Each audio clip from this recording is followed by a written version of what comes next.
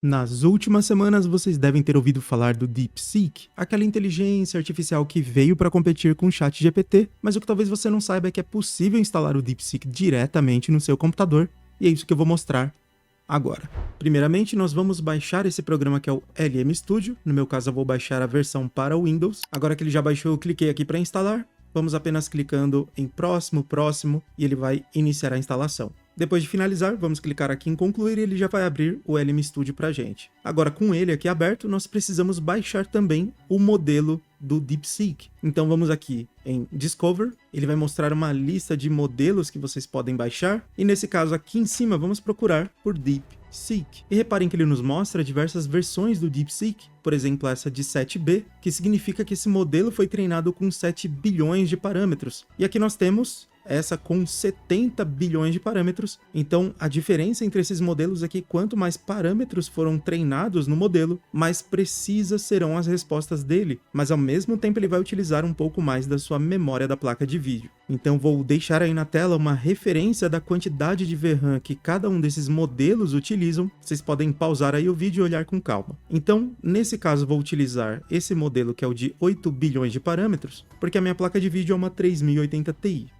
Então vou clicar aqui em Download do lado direito e vamos esperar ele baixar completamente. E agora que eu já baixei o DeepSeek, eu vou fechar essa janela de Download, vou fechar também aqui à direita essa janela da busca dos modelos e vejam que aparece essa janela aqui embaixo para nós carregarmos o model. Então eu posso carregar clicando nesse botão ou então aqui em cima selecionando o modelo que eu quero carregar, que nesse caso é o DeepSeek 8 bilhões de parâmetros. Ele tem algumas opções avançadas por aqui, eu vou clicar apenas em Load Model. E agora que ele já carregou o model, nós podemos criar um novo chat, clicando nesse botão, ou então aqui em cima do lado esquerdo, clicando nesse sinal de mais. E agora eu posso utilizar esse chat igual nós fazemos com o ChatGPT ou com o próprio DeepSeek Online, com a diferença que ele está rodando no meu computador e eu posso rodar inclusive com a conexão da internet desligada. Então posso fazer qualquer pergunta, mas eu vou clicar em uma dessas padrões que ele já traz por aqui, por exemplo essa do meio, em que ele vai me explicar como resolver um cubo mágico. Vou clicar para ele me responder. Então, primeiramente, ele vai gerar o pensamento aqui do model, como ele vai me ensinar essa forma de resolver o cubo mágico. Em seguida, nós teremos a resposta. Então, vejam só que em apenas 20 segundos, ele já está gerando toda a nossa resposta de uma forma muito rápida por aqui, e ele já finalizou. E não esqueça de seguir,